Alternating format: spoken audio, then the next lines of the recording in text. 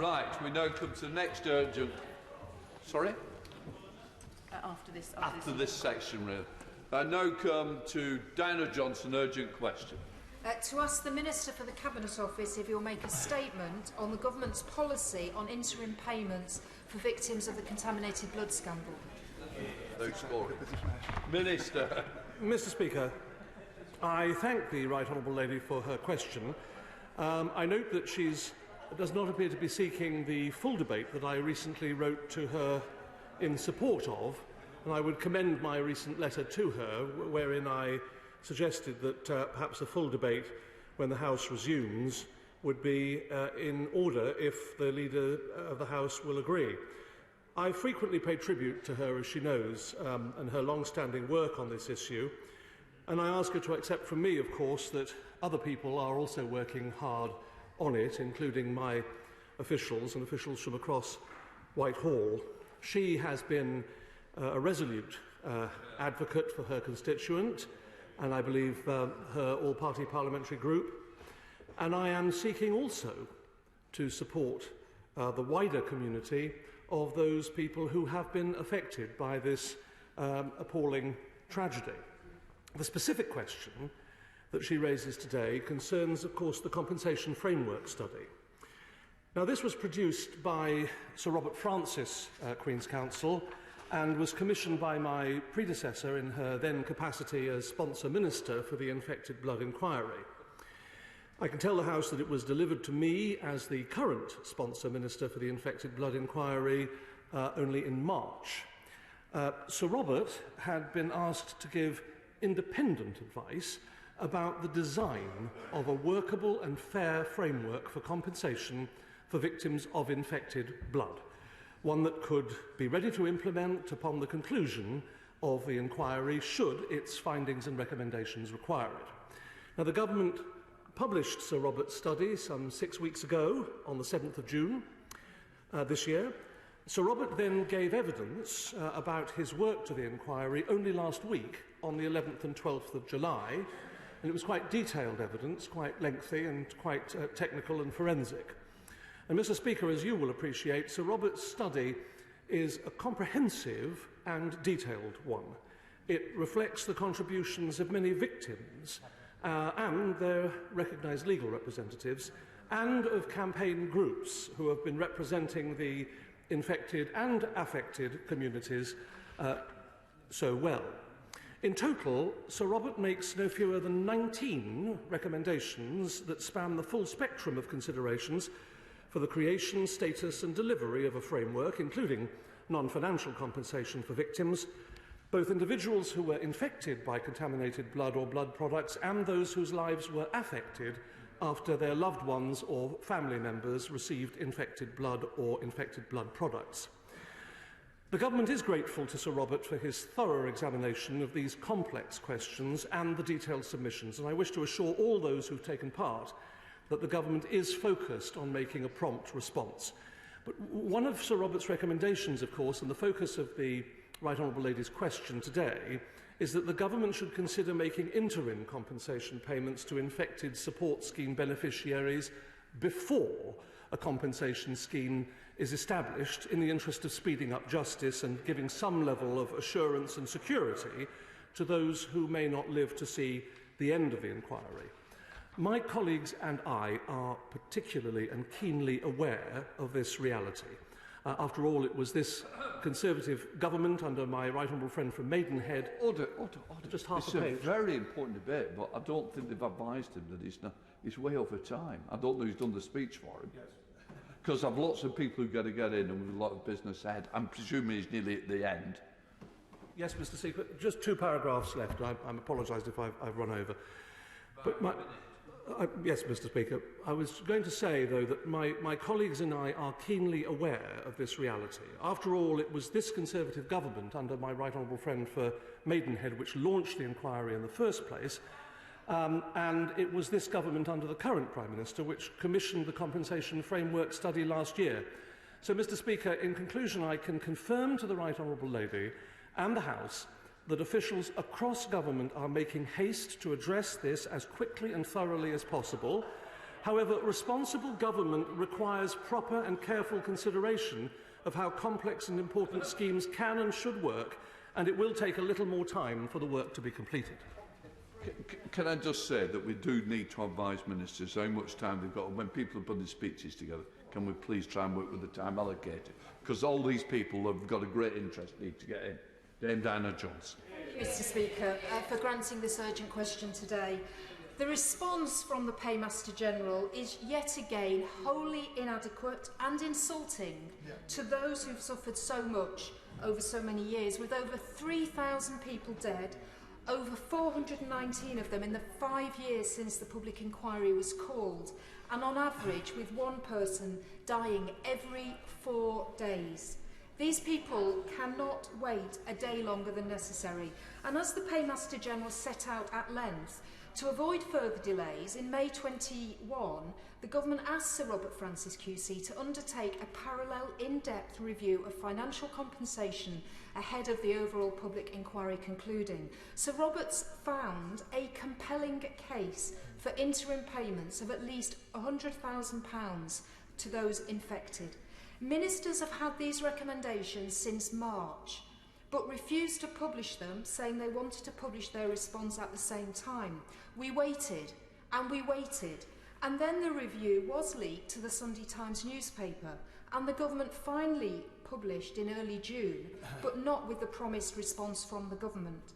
And last week, as the Paymaster General said, Sir Robert gave oral evidence at the public inquiry on the 11th and 12th of July and made the case again for interim payments.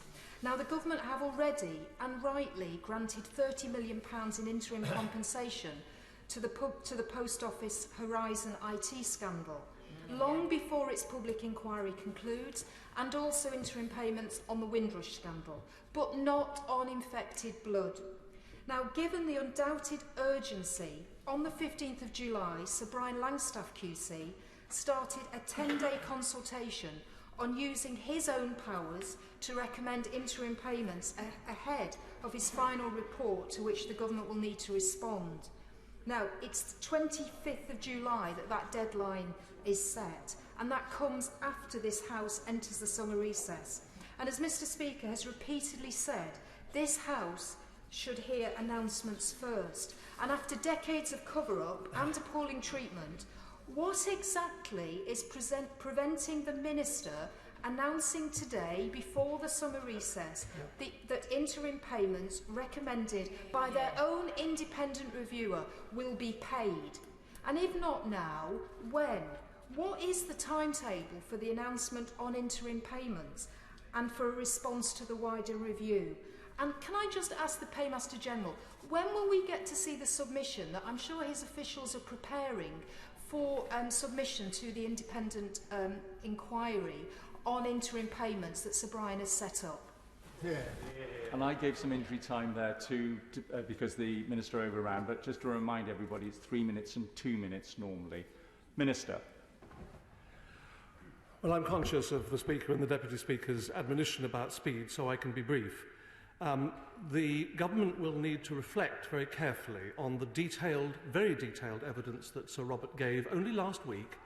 2 days of evidence, forensic detail, issues such as scope, the types of benefit, the legal issues, the legislative issues. There's a great deal of complexity and interconnectedness in this particular matter. We want to get it right. We will act as we have done as a responsible government throughout this process, and will continue to do that. Steve Bryan. Very much, Mr Deputy Speaker. I speak as the chair of the All-Party Group on HIV and AIDS, or one of the co-chairs of it, and due to the sort of ignorance about HIV and a lack of understanding of how it was transmitted, many people assumed that people with haemophilia were infected with AIDS, and it forced so many people to hide their haemophilia for fear of the stigma and the discrimination. And frankly, Mr Deputy Speaker, they've suffered enough. And when I joined the Department of Health as a minister 5 years ago, the lady from Maidenhead, the former Prime Minister, announced this inquiry, and still we're here. You know, the lady from Kingston's UQ on the last week of term has become a staple. It should not be needed. So can I ask the Minister, is the work underway in identifying people who would be eligible for the interim compensation payment scheme. Is that the ongoing work that's going on, or is the government still considering if there should be such? Because I think that's an important distinction that my constituents affected by this would like to know.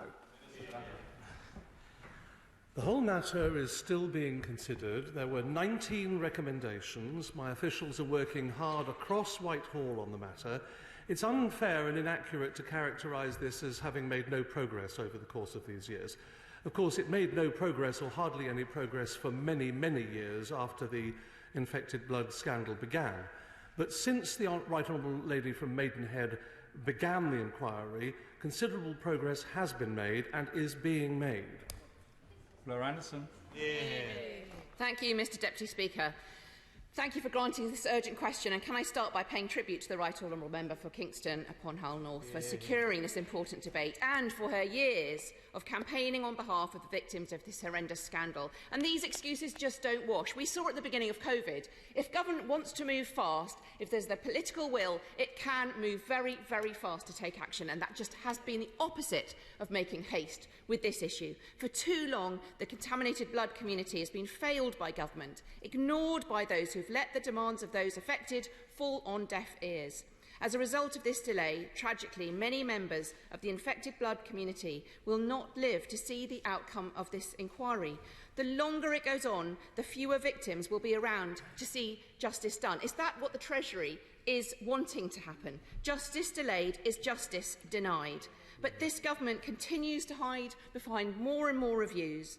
The Paymaster General, as he just said, received Sir Robert Francis' report on the compensation framework study 4 months ago and pledged to respond in due course. But what work is currently underway to respond to the 19 recommendations in his report? How many meetings have been held? What is concretely being done? With one person dying every 4 days as a result of infected blood, how does the Minister justify his department's slow response? The deadline for their response will now fall after this House enters summer recess. But what's to stop him from publishing his response early so that Parliament has the chance to scrutinise and debate the outcome? And does the Paymaster General agree with Sir Robert that there is a moral case for compensation for victims and to get on with this earlier? This inquiry also seeks to investigate why warnings about the safety of blood products may have been ignored, and why plans to make the UK self-sufficient in blood products were scrapped. What is the Minister's assessment on these issues? I pay tribute to the courage, to the resilience, to the determination of the survivors of the contaminated blood scandal and to their families who've stayed in this fight for too long. It's time for answers. Thank you. Minister. Well, my officials are working hard with the Department of Health and Social Care and across Whitehall on this matter. As I've said, there were 19 recommendations.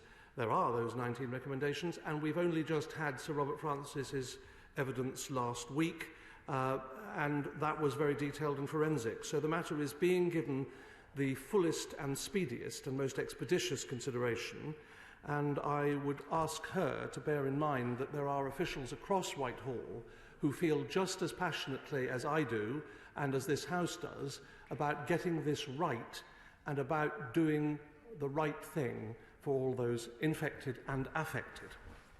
Damien Hines. Thank you, Mr Deputy Speaker. I very much welcome Sir Robert's comprehensive work, including the recommendation on expedited payments. I've corresponded with the Minister on this on behalf of my constituents. I'm grateful to him for his reply and also in expressing today his understanding fully of the time sensitivity. Can I just therefore join with others in urging him to look not only carefully but very urgently at this case for expedited payments for people who will be in receipt of money through the compensation scheme anyway, given the passage of time, given how much these people have suffered through no fault of their own, through being let down by the system. Minister. Yes, his point on the strength of it is noted. Stevens. Well, thank you, Mr Deputy Speaker. Can I congratulate my honourable friend for Kingston upon Hull North for securing this urgent question. She chairs the all-party parliamentary group tenaciously and quite superbly. And I want to obviously register the constituent case I have, the Young family, Now, can I ask the Minister, in Sir Robert's evidence in the inquiry last week, he said there should not be any barrier to starting work now and setting up the compensation framework in advance of the end of the inquiry. He suggested the appointing body being set up in shadow form to then begin appointing panel members and gathering data on claims. So can I ask the Minister, the first recommendation in the report says there's a strong moral case for compensation. Does the Government agree that there's a strong moral case for compensating people affected by contaminated blood? How will the Government ensure those interim payments are also available to bereaved partners, parents and children, many of whom have so far been excluded from any support?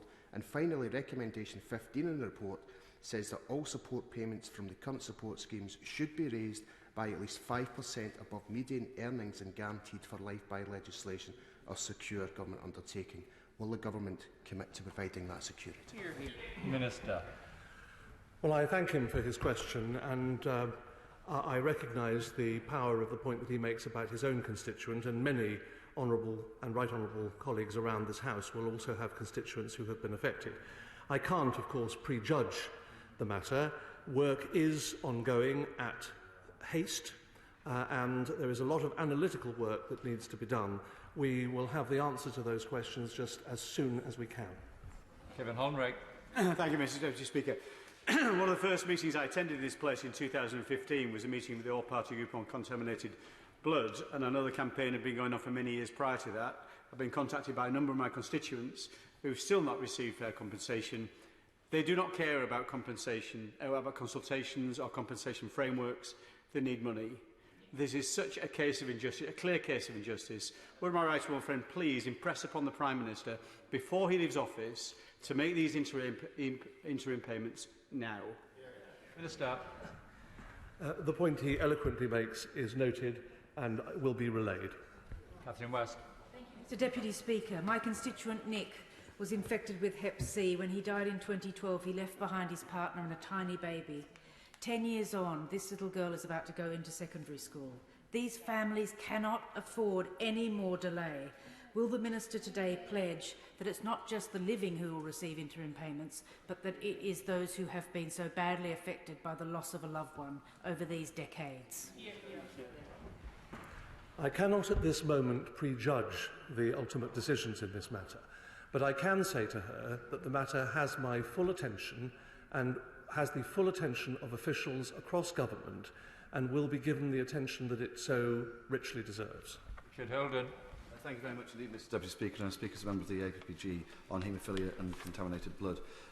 With Sir Robert Francis's report recommending the substantial compensation be paid, as the Minister said, to those infected and affected by contaminated blood and blood products, what conversations have taken place with Her Majesty's Treasury to allocate a sufficient budget to cover the cost of this between his department, the Department of Health and the Treasury itself? Minister.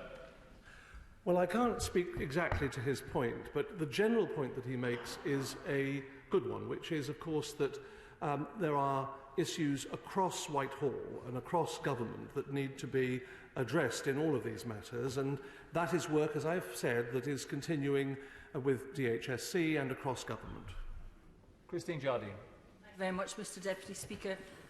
We all hear today what the Minister says, and we all appreciate that he appears to be genuinely concerned. But does he appreciate that for those of our constituents who have waited decades, too much time has already been wasted, too many people have died, and too many of their families have been left to suffer without the compensation and the justice for which they are so richly deserved? So can he please say something to reassure them today that they will get more than just more words? Minister. Well, I hope I can relay and have relayed to the House my feelings on the matter, which I'm sure are the same as feelings across this House. It is not a party political issue. It is one about which we all feel strongly, and we recognise the matter for what it is. Having said that, I know that she will understand that we have got to go through the requisite processes to make sure we get these things right, and that is what is happening. And this is not a question of dilatoriness. This isn't a question of sitting on one's hands. Every effort is being made to process this matter as expeditiously as possible. Ian Lavery.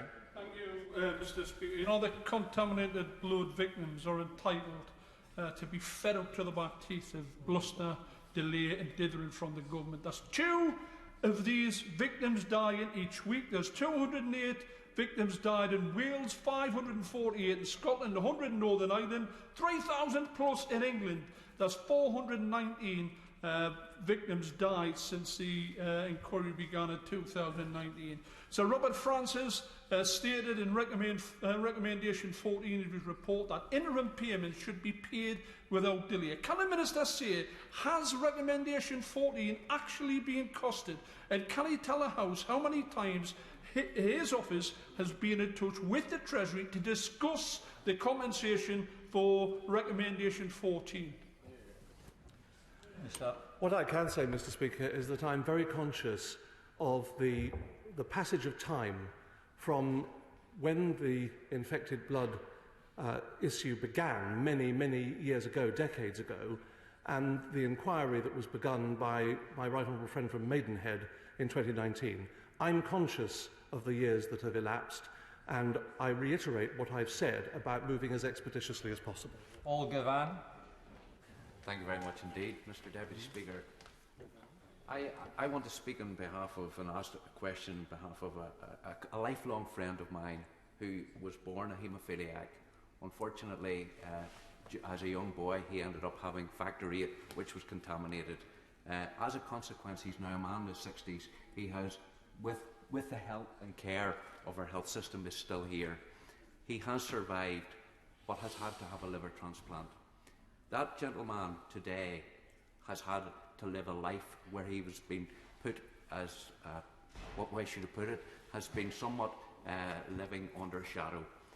Subsequent governments have failed up to now to do anything. I thank you for the movement that has been made up to now in relation to the report that's coming forward. I have concerns about the payments that are coming forward, and I know that, and I'm asking for payments to be made, interim payments to be made, urgently, because his friends have all passed away, and I feel that further delay means that we are just passing the ball further down the road. But in doing so, if payments are made, this is a UK-wide inquiry. I ask that it be paid as a UK-wide payment, not money that will go into the block grant of devolved institutions, which ultimately might not make its way to those who are directly affected. Step. He makes his point with characteristic eloquence, and my heart goes out to his constituent and that particular appalling example. And in fact, that is one of many tragic examples in this matter. I also note what he says about the Northern Ireland aspect of this, and that matter will be given proper consideration. Mr. Deputy Speaker, the fact that interim payments have been recommended implies that there is an urgency in compensating these people. It's 5 years since the inquiry was set up, and over 400 people have died since that time. So what is it about the 19 recommendations that links them to the payment of interim payments, and why is it that the government have to wait to respond to those 19 recommendations and not, as the reports suggest, get on with the interim payments? Well, it's not like the government is waiting. The government is working. The government is working to produce results in the matter and is working across Whitehall to do so. There is no dilatoriness here. There is expedition on the part of my officials and officials across government and the wish to get the matter right. Philippa Whitford. Thank you very much, Mr. Deputy Speaker. The Irish Government established their compensation tribunal over 25 years ago, yet the UK Government continues to leave victims facing death without even basic justice for the harm done to them and their families. I would remind the Paymaster General this urgent question is about interim payments. So will he commit to at least move forward with the key recommendation number 14 for interim payments now, rather than leaving victims and their families facing ongoing financial hardship? Minister. I cannot prejudge the matter at this stage for reasons I've already said. Wilson. Mr. Deputy Speaker. The Paymaster General will know that 419 people have already died, and 4 will die, it is estimated, or 1 will die every 4 days. So this is an urgent matter. And while I respect the points which he has made and believe that he does want to see this matter dealt with urgently, Sir Francis did report in March. The Department has been aware of the information and the detail, the forensic detail which he's referred to, and promised a response to that when it published the report. That has not happened. And to say that he has only given his evidence to the inquiry last week, I think is misleading the way in which this should be debated, because the information has been known.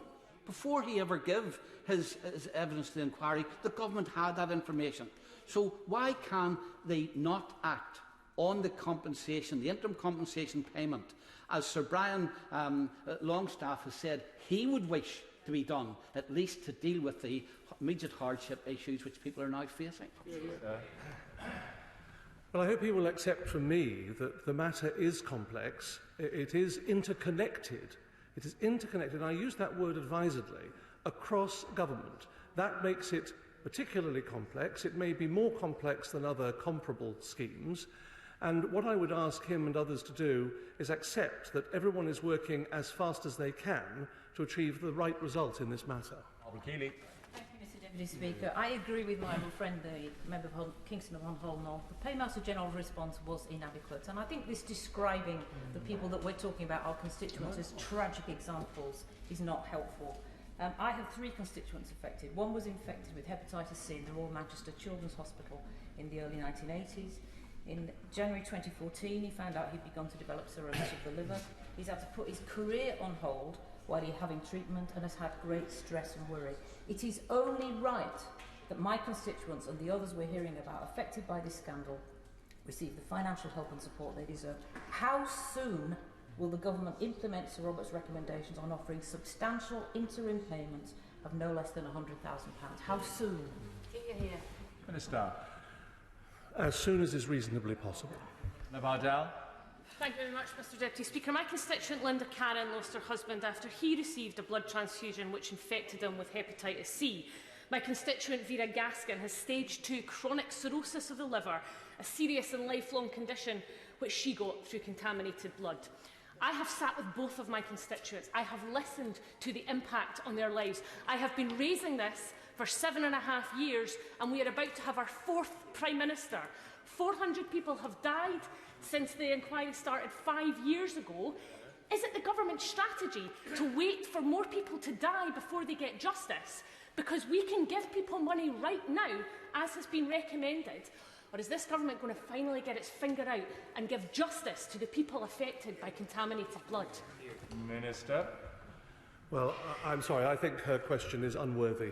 And it is completely wrong to characterise anyone as waiting for people to pass on. That doesn't do justice to the gravamen of the situation. It doesn't do justice to the officials working on the matter. And I reiterate what I've already said, which is that there are good people working hard to get the right result in this matter, and I hope she will reflect on that. Andy Slaughter. Thank you, Mr Deputy Speaker.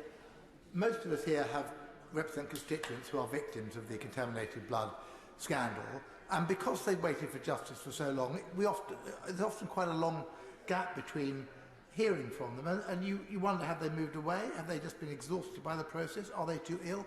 Or have they died? This is an extraordinarily cruel process, but it's also an unnecessary process. Interim payments are a common feature of personal injury litigation. We know exactly what they are. They do not, by definition, prejudice the outcome of any inquiry. So just answer that one question, if the Minister would. What prejudice is there to the government in making interim payments now? It isn't a matter of prejudice. The government has a responsibility to work to these operations of these systems effectively and correctly, and has to make decisions based on the complexity and interconnectedness of all of these issues. So it isn't a matter of that which he says. What it is a matter of is getting these things right and doing so as speedily as possible. Listen, Thew Less. Thank you, Mr Deputy Speaker. I have constituents who were infected and who were affected, left bereaved as a result of the contaminated blood scandal. And I pay tribute to all of the campaigners, to the APPG, to the Fact of 8 campaign, and to everybody who has done so much work over the years on this. Their stories are absolutely seared on my memory, as is the evidence I've seen tweeted out from the inquiry. It's absolutely chilling. Mr Deputy Speaker, people are reported to be dying now at a rate of 1 every 4 days. This community cannot wait. They've already waited and suffered and been let down for far, far too long. So can I ask, what conversations have been had with Treasury officials about the urgency of releasing funds for interim payments right now? Hear, hear. Well, I thank her for her question, and it is well understood that the matter is urgent and important. It's also understood that it is complex and interconnected, and I can assure her that questions like this in the House and the points that she and others have made help reiterate, if that were needed, that the matter should be dealt with as expeditiously as possible. Mr Deputy Speaker, can I first of all thank the Right Honourable Lady for Kingston on Hull North for her dogged perseverance, and we are all indebted to her for our sterling efforts. Minister, with more than 400 people dying since the publication of the report in 2017, 5 years, and every one of those deaths has been a tragedy in itself, and I know the Minister appreciates that as well. It is clear that time is of the essence, and the time is now to do the right thing.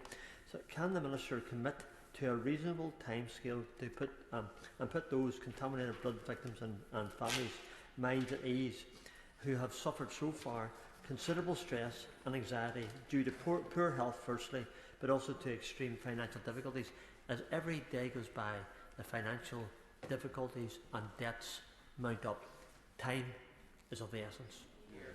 Minister. I accept his point and the premise of it, that time is of the essence, and I accept the point that he eloquently makes about each day that passes. I am very conscious of that, and those working with me are very conscious of it, and I ask him to accept that. Mr Wishart.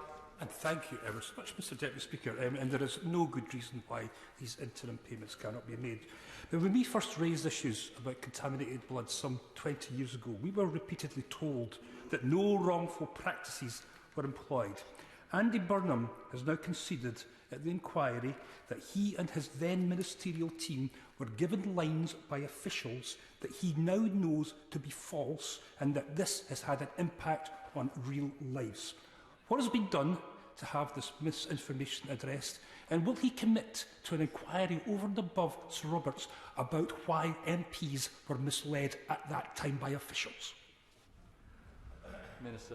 Well, I can't commit to that. I'm not aware of the matter in detail that he raises. I have seen no evidence of officials giving deliberately incorrect information, but I will look into the matter. I'd like to thank the Right Honourable Lady for her urgent question and the Minister for responding for just over half an hour. We now move on to the 10-minute rule motion on supply of drugs to children.